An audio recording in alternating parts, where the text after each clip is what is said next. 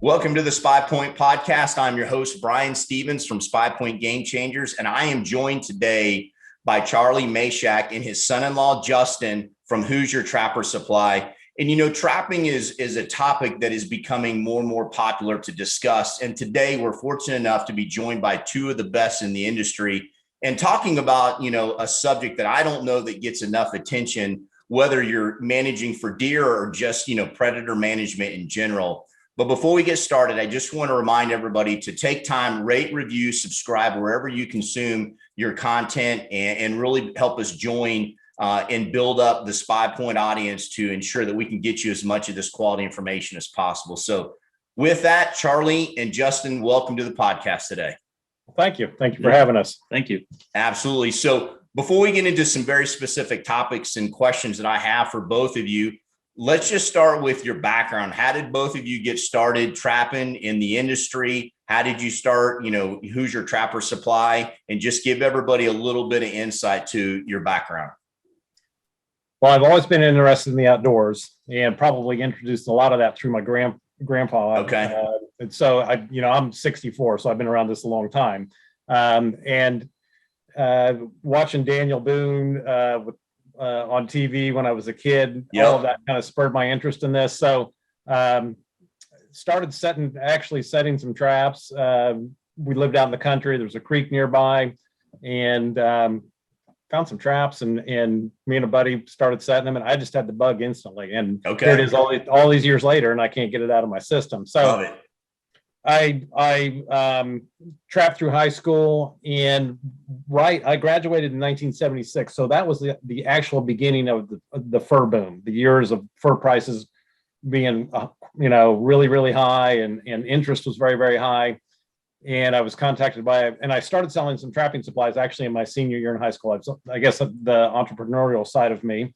And so back then everybody was a trapper. Everyone was interested in trapping, particularly if they grew up in a rural community. So it was pretty easy to be successful, to be honest with you, back then. So there were, lots of trappers. So that's how Hoosier Trapper Supply got started. I started buying fur. I stuck with that until 1991, but we've stuck with the trapping supply business all these years. So. And has your business been growing, year over year? Is it becoming more and more popular? It seems as this topic is getting discussed more and more. Yeah, it's pretty interesting because the fur market crash was the 87, 88 season. And that was kind of like somebody had shut the faucet off. So that was some very difficult, tough years. And you're kind of scratching your head as to, what the future of all of this is. But it's good to see now that we've seen this trend with basically the fur market is pretty depressed. So, and that's not the driving force behind this anymore. It's what we've seen is guys that are like, deer hunters, active in the fall with that, but that season winds down. Typically in the Midwest, around Thanksgiving or so, they're looking for an activity to do the rest of the winter. And that's where the interest in trapping has really started, I think, in more of these past few years. So yeah, the interest is definitely quite high, and we have definitely seen a increase in business over the past few years, just like I said, despite the fur market, which is not the driving force behind this anymore. Okay. So, well, good. At least you guys are a beneficiary of that. So Justin, how did you get started trapping? Well, I started in high school, early 2000s, met his daughter at school, and where I was working, they had a beaver issue. So I knew exactly where to go to. Charlie set me up on some traps, a DVD. Okay. By the weekend, I had caught 2 beavers and I was hooked. Okay. And I've been by his side ever since. Nice. Absolutely. Okay. And one way or the other. That's awesome. Very, very cool. It's nice when you can have a family type of passion and activity. I was talking to Mike and Bonnie from Legends of the Fall TV show last podcast. They're out of Texas, and they're very prevalent on the Outdoor Channel, and they have very much a family type of passion, and their daughters are involved, and other bits of the family. And so for you guys, just like that, I love to see that. And it's really neat, Charlie, for you to say something that I think is we don't hear as much anymore from the next generation down, is that your grandfather got you into this. Yeah. And, and my father got me into the outdoors, and, my boys are very much in the outdoors. And so I think it's important that we continue to pass this along and really get generations, and whether it's family, but other people involved in the outdoors, and in particular trapping. So that's to me, that's just really, really important. Right. I couldn't agree more. I think that my son traps as well, Jake. So it's been a family activity. We've taken trips every year to go out of state to trap, and 3 of us go. So it's very important. I get frustrated when I hear some of my peers or whatever that don't necessarily take their kids trapping or friends trapping, or and it is certainly it can be a solo activity, but it really is nice to share it with someone and pass it on and let people know, because like if you're standing from the outside looking in, it can be pretty overwhelming, Yeah. So anyways, so yeah, very important. Good deal. Absolutely. So let's jump into some of the specific questions and topics. And the first one I'm going to ask you, just what are some of the common mistakes that new trappers make just getting, started in, whether it's the industry or that pastime or sport or however you want to classify it? Okay. So I think patience is one thing that maybe some of them are lacking a little bit. They want to have success right off the bat. And that probably goes with basically any interest. The other one thing that I see is guys are getting on YouTube, which is a wealth of information, but you got to kind of be able to sort it all out. And it can be overwhelming in terms of information too. And they start getting them in the weeds. They're making their own. They haven't even caught anything yet. And they're worried about making their own bait. And they're worried about making these specialized fancy sets that don't necessarily, that you just don't need to get into all that. It's like, you got to keep focused, keep yourself on the basis of fundamentals of all of this. And then once you get some sort of baseline, then maybe you can start, and that takes a few years really. Sure. But once you get some sort of baseline, then you can start, then you want to start playing around with making your own attractants and that kind of thing, But I think that is a pretty common mistake, and we run into that fairly often, where guys are just getting too far out there before they actually have had any success at all. So gotcha. What about you, Justin? What would be, looking back now, some of the mistakes you made early on that you would suggest somebody don't make if they're getting started? I pretty much agree with what Charlie just said. I was fortunate enough when I got started, I had him by my side. So I had a learning curve that, Sure. most don't have. But yeah, basically once you get the fundamentals down, it's just hammering it out, just seeing what works for you and, go from there. Just don't overcomplicate it. It's not rocket science. It's just a coyote or whatever you're after, or a muskrat, just keep it basic. And after that, if you want to catch numbers, it's more or less just hard work. Gotcha. Okay. I think another thing too is, guys, and we all have a budget. We all have, means that we have to work within, but try not to compromise yourself too much with what equipment or product that you get. And I'm not making a sales pitch. I'm just saying, so trapping involves a lot of time. You have to go every day. So you have to check your traps every day. You're burning gasoline and time and whatever. So I think at least outfit yourself to the point where you can have some level of success, and you're not compromising yourself too much on skimping on what you need really to have success. So that's something we see too. But Gotcha. Anyways. Okay. No, that's super helpful. So with that, what would you say would be one or two of the easiest ways to increase your catch? So you got some fundamentals going, you're getting into a little bit of a routine, a little bit of a rhythm. Now you're wanting to take it to the next level and expand, the numbers. What would be some of those, tips that you would provide to somebody? Well, you need the more ground that you have available to trap. So like, we're in farm country, we don't really have any public ground in this area. So you're just gonna have to go knock on some doors and line up ground. Obviously, the more ground you have, the more traps that you can set. And that's just all statistics. So to catch a lot of animals, a lot of times you got to look at a lot of empty traps, because you might Sure.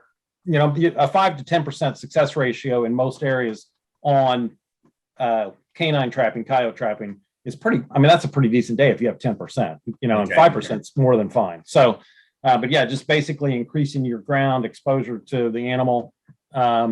Coyotes generally have a home range of up to 10 square miles, where they only might use 3 or 4 square miles on a regular basis, but they can increase out to 10. So you need to try to get out of those areas where you into another group of coyotes. So the idea of trapping against yourself. So if you got a farm here that's 200 acres and you just go down the road and get a 300-acre farm, but if they're right up against each other, it's basically the same coyotes. So I'm not saying not to do that, but if you want to really start increasing your numbers, it would be better to skip a few miles and then get some additional property. So, and then obviously set more traps. So, okay. So I'm going to ask you on a different side of the coyotes, since we're on coyotes, and that is there's the trapping side, but then there's the deer management side of things. And I'm sure you guys, go hand in hand with that, probably with some of the farmers you work with to get permission and why the reason they want some of these, predators off of their property. So, is there a number that you guys see that starts to have an impact on a piece of property? Obviously, it's going to go in proportion to the number of animals, how big the property is, the number of predators. But, let's say, on 100 acres and you have, a typical number of, deer that would be on average in there. How many coyotes from your perspective, do you have to take off of that property to really start to have an impact on what those animals are doing, what those coyotes are doing to the deer herd? That's a tough one. That's a tough one. Particularly when you're talking about that small of a piece of property. So the coyotes, their range is pretty big. So if you're on 100 acres, and it might be, maybe there's a better 500 acres might be a little better example, Yeah. So I think the thing on that is, let's say 1 to 200 acres, and the coyotes are going to pass through there. They might even be where they may only come in, every 7 to 10 or 14 days, whether they actually might be on that particular piece of property. So I think on that scenario, if this is strictly a control basis, you're probably actually want to leave traps the entire season. Some states you can trap them year round. It just depends on what the laws are in your state.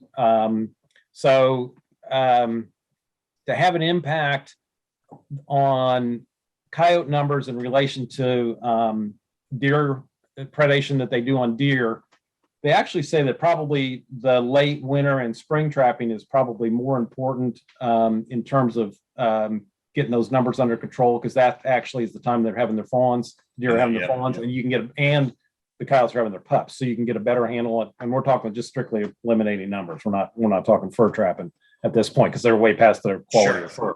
So that's probably maybe a little better answer to that. And that would be coyotes that are actually taking advantage of the deer at that time. So some coyotes are not necessarily predators on deer per se. They're more interested in small game or even fruit or whatever. The diet changes through the year. So to get to that point where they're actually causing issues with deer, it's better to go after them late winter and spring and even late spring. So yeah, no, I appreciate that. And listen, I know there's different perspectives on that, but I appreciate it. I've got part of my question is a little bit selfish. I've got a piece of property here in North Georgia. It's a suburban piece of property, about 40 acres. And I hunted it early, and I've been traveling so much. I haven't had a chance to get back, but I have three dogs that are on this property now, and they are every day going right by the blind and where the deer are. And there's a black one, there's a traditional, colored one, and then one literally, if you've been on SPYPOINT, you probably the Instagram, it's half black and half white. Yeah. Its whole bottom half is white and the whole top half is black. Never seen a coyote like that. And I got to get out there because they have totally disrupted the deer movement in that piece of property. And to me, I mean, I was surprised at three mature coyotes, like just right there every single day. That's what all I get pictures of anymore is just those dogs. Right. And if you're in a suburban area, a lot of times they are, just kind of like the deer. They're just hanging out, really. They're not running the giant areas, So yeah, that would have and that sounds like those 3 coyotes could probably be removed fairly easy. Yeah. So that would be an immediate result of your efforts, helping your deer hunting out too. Yeah. So Okay. No, I appreciate that. So, and one of the questions is, any bright spots in the slow fur market? I mean, it sounds as though things are picking up, but, when it's, that slower time, are there any, bright spots or any things for those that are, doing what you're trying to do to stay relevant and to just continue to grow their business?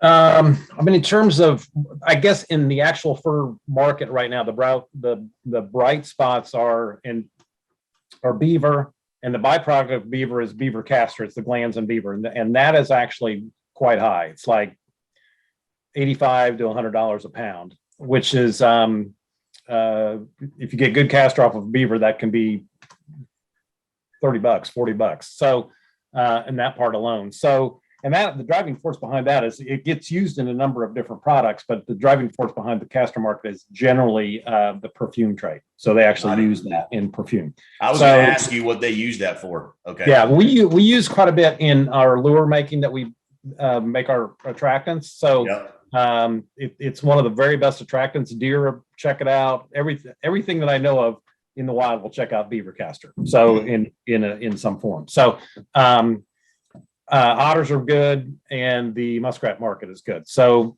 the coyote market has been affected by a company called Canada Goose. Basically, quit using coyote trim on their parkas, and that is really they were the main user of coyotes. So that has really shot a hole in this whole coyote thing. So that's kind of backed us up quite a bit. I think it was somewhere around 200,000 skins they would buy a year.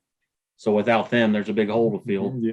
Yeah. So, and that was basically pressure from, the non-consumptive user, animal rights, whatever you want to call it, pressuring that company, and they finally bowed down and said, okay, we're not using coyote skins anymore, but they're still using goose down, which is like, that's ridiculous. So, I mean, goose down, coyote skins, like, well, what's the difference? So, in terms of animal use. Sure. So anyways, as far as a bright spot, we have pretty much found that anybody that's 35 or maybe even 40 or younger doesn't even ask about the fur market or what that stuff brings or what it's worth. They're just going to go out and have a good time, do it, catch some critters. A lot of people have their stuff tanned, or they'll maybe have 1 or 2 pieces mounted, or they give it to their buddies and sell a few skins or whatever. So it's not, like I said, it's not really my age, and or maybe a little bit younger. We have a baseline from the past. We got this idea from the past of all these high dollar skins, but these younger guys never saw that. So I never saw those high dollars. So for me, it's always been recreation, fun. Sure. And it wasn't never about trying to collect a check on some fur. No one ever paid me to go fishing or deer hunting, so I wasn't expected to get paid to go trapping either. Okay, I got you. And there's most states have trapper associations. They'll have like a state trapper association sponsored fur sales. We have 2 in Indiana. Well, we have more than that, but there's at least, there's several that you can go to, sell your skins. They auction them off. It's kind of a social event. You can talk to other trappers, and it's just kind of a good fun day. So here again, nobody's getting rich, but you're going to get a check or a small check at the end of the day, or hang out with like-minded trappers, So Sure. Anyway. Okay. No, that's good. So let me ask you about, and I've done very little trapping myself. My partner who does the show, he does quite a bit of trapping. We've got a ranch down in Florida, and, we do, a fair amount of trapping down there. But what is a scenario as far as walk me through a typical beaver setup on how you approach, a trapper. So, or there's a trap or a particular, animal. I say that because, again, this same property years ago, we used to have a bad beaver problem, and it would dam up the creek, and we were trying to plant corn, and it was just, they were wreaking havoc. And so for somebody that, is just getting started, how would you approach like a creek with a couple of beavers that are really doing a lot of damage to, the water system that's impacting, the crops or, other things? How would you strategically approach trying to trap that beaver? So on beavers that need to be removed, you need to hit them as hard as you possibly can right out of the gate. Okay. You just go in with one or two traps and you catch one beaver and the other beaver sees that beaver dead in the trap or whatever. They can hole up and not come out, and they can be incredibly frustrating. So the best thing to do is go in there and set several traps, get several locations set up. So I would go with the counter bear or the body type traps that they actually go through that would kill them. And then I would go with foot traps as well. And if your state allows it, there's a trap called a TS85. It's an 8.5-inch jaw spread trap. So it's a big trap, and it looks intimidating, but it's not that bad to set or anything. But that is a hindfoot beaver trap. And the way that trap sets up, basically, if you go from the tip of your fingers at the edge of the water to where your elbow would be in the water, that's where that trap goes. So when the beaver comes up, hits the bank, he drops his butt down, and he's going to walk out of the water. So when he drops down, that trap's basically right there, ready for his back foot. And you can set that up that way. Beavers are super territorial. So any attractant that is based on beaver castor, which we already talked about, will attract beavers, because any beavers coming into their turf, they don't want them there. And if you look at beavers, a lot of times their tails are all chewed up. They got scars, they are a vicious fighting animal. So that's probably the best way to catch beavers is to use that castor. They have a set, anybody can YouTube it. It's called a castor mound set or a mud pie set. Yep. Beavers make those themselves. And if you look, a lot of times you can find them. But if you make one yourself, just out of the mud off the bottom of the creek or whatever, put some castor on it. You do not want to use castor from the same colony that you're trapping. So if you happen to catch a beaver from that particular family group, that colony, that castor is really not going to have much effect. So you want to castor from a different colony, or a beaver lure that you buy is going to be a mixture of castor, and obviously it's not going to be from that colony. So that's very important. So the combination of the body traps that the animal goes through in runs, or they make these little canals that a lot of times you can drop that trap in. And then the foot traps, and even if your state allows it, snares out of the water on the bank. That's another good one. I would just set the snares blind, so the animal's not even thinking about any type of scenario with attractant or anything like that.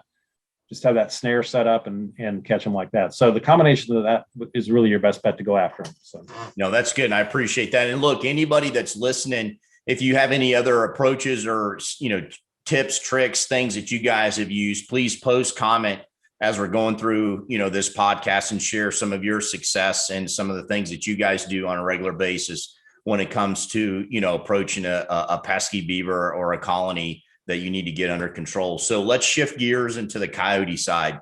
What are some of the trapping strategies and techniques that you guys use on, that side of the trapping business?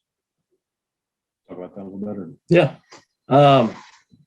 Well, like we said before, we like to stick with fundamentals, what works. And what works for us is a dirt hole set. It's probably the most commonly used out there. It's very effective. And with that, there's a bait, a lure, and a urine. We use all three at our set. And our trap is actually very close to the dirt hole we make. We're guarding, we're protecting that bait. We don't want it way back off to the side. We want it close up. So when they approach it, we have increased our odds of actually catching the animal. But, on our how-to section on our YouTube page, there is a section where we build them from scratch, and you can see how we make them. It's kind of hard to explain without everything in front of us, but you can check that out on the how-to section. But basically going back to earlier, as far as, having success early and not overthinking it, it's the fundamentals of punching in that dirt hole set. And that's going to go really tie in with understanding the animal, a coyote, what they're eating, how they're moving, their location. We talked about home ranges and things like that. Once you understand how they operate more, you're going to have a better idea where that dirt hole set should be located on that particular property to increase your odds. So yeah, location is really key. And we'll be out, we'll get invited to trap, say, a deer hunting lease in Tennessee or wherever. And the hunter who has never really been a trapper said, well, I saw a coyote here. Why don't you set here? Well, and if you look at the scenario, it's kind of like what we would call a random location. Yeah, we know that coyotes probably occasionally go through there. Obviously, he saw one there. But to pinpoint it down with the trap, we want to go to like best case scenarios for the majority of the coyotes that they're going to be traveling through. So, we want to work on geographical locations, the flow of the land, long drainages, that kind of thing. Something that's got some distance to it in terms of travel. So, Got it.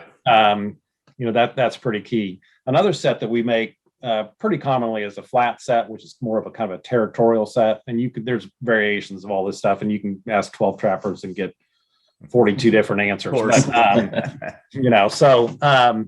But yeah, flat sets, we do make a fair amount of those, but dirt hole is still primary. And there's variations of all this stuff, and sometimes you just kind of got to adapt to the location that you're in. Yep. So we trap quite a bit in Arkansas, so it's super rocky down there. So you may not be able to get a dirt hole in. So you're going to kind of make this hybrid flat set essentially that's got bait buried underneath the rock or whatever. So it just kind of sometimes, with experience, you can learn to adapt to an area and not feel flustered by it, let's say. So, Sure. But okay. No, that's helpful. So let's just shift now to some of the content, some of the things that you guys produce. Justin, I know you mentioned the YouTube page, but what is the name of the YouTube page? Where can people, grab some of this, sweet content, how-tos, tips? Do you have, your social media handles and pages? So let's do a rundown of what all that you guys content goes to. Yeah. Well, first of all, you can find links to everything we do straight off our website. So that's HoosierTrapperSupply.com. Got it. We have a podcast called the Trap House Podcast. Those are posted on the homepage. They're also on YouTube, all streaming platforms. The actual YouTube page itself is called Hoosier Trapper Outdoors. Okay. You can search us there. And we have over 100 videos. We're on season 10 right now. Of our trapping trips Nice. all across the country, all different states, different scenarios, some water, mostly land. And like I mentioned, there is a how-to section on there to help people that are getting started. So there's a lot of learning stuff, and there's a lot of entertainment kind of blended together, kind of whatever you're looking for, you can find it. Of course, we're on Facebook and Instagram as well, Hoosier Trapper Supply. So those are our main deals there. Listen, I mean, anybody that's interested in getting involved in trapping, or if you're already a trapper and you want to follow, Charlie and Justin, definitely jump on board and, go to their handles and follow the content, because these guys are truly, some of the best in the industry. And I love the fact that you guys are providing content. So, it's just helping those. I think one of the biggest things, whether it's getting into deer hunting or it's getting into archery or hunting in general or anything in the outdoors, there's a lot of interest, but I think it's intimidating for some people, and that's with anything, and that's natural. And so I love the fact that you guys provide a platform that can help, because look, if I need to learn something about trapping, I'm going to go to YouTube and try to dig it up. But if you provide it in a content and a platform that makes it easy, then I'm just going to be that much more successful. So I commend you guys for really providing all that on an ongoing basis. So anything else that, really is new and exciting, I'll give you guys a chance to, any other plugs before we wrap up that's on the horizon for you guys, or things that, we should be looking for you guys as it comes to, as it relates to, whether it's the Trapper Supply store or some of the things that you guys got going on. I got a plug I'd like to throw in here. Because, we do a lot of educational stuff. We work with organizations and all that. Our whole deal is trying to get more people out there doing it and having a good time. But to help, we do have a trapper kit available that kind of thins it down, gives you everything you need, lure, bait, traps, how-to DVD, that sort of thing to just kind of help you get out there. And we have guys that come in the shop and literally, catch their very first coyote that week. After they just kind of follow the steps. Right. Yeah. That's the main thing. So if anyone's interested in that, check out the website and, get out in the woods. That'll basically narrow it down for the guy that feels overwhelmed, is to just get the kit watch the DVD. Love it. Simplifies it. Big time. It'll walk you through it. Everything's there that you need. So yeah. Beautiful. Love it. Love it. So where are you guys located? Your brick and mortar store as well? Greenwood, Indiana, just south of Indianapolis. So okay. And we do have a walk-in store, and we do lots of business online. I would imagine. HoosierTrapperSupply.com, ship all over the country, Canada. We ship every day. So we do everything we can to give the best customer service possible. So my daughter, Justin's wife, actually heads up the shipping. So okay. So it is truly a family business. So anyways. Not too many mom and pop stores out there. No, there's not, and it's unfortunately a dying breed that American, industry entrepreneurial type of, family business. So I love to hear that you guys keep it in the family and do that as well. So look, thank you both very much. Anybody that's, wanting to get involved in trapping, you're a trapper already, you want to dig in a little bit deeper, I highly suggest you go check out Charlie and Justin, whether it's on the YouTube page, definitely go check out, the all-in-one kit that's going to make your life easy. And sincerely to the both of you, I appreciate the time today and the information, and hope to speak with you guys again really, really soon. Sure. We appreciate you having us. So absolutely. Thanks, so Brian. look, absolutely. So that wraps it up. And just, again, want to remind everybody to take the time, rate, review, subscribe, follow SPYPOINT, on all of the different platforms, whether it be Twitter, Instagram, Facebook, the YouTube page, the website, all of that, to just ensure that you're up to speed with all the latest content. So again, thank you guys very much. And again, Charlie and Justin, you guys have a happy holiday. Same to you. Take care. Appreciate it. Yeah. Thank you.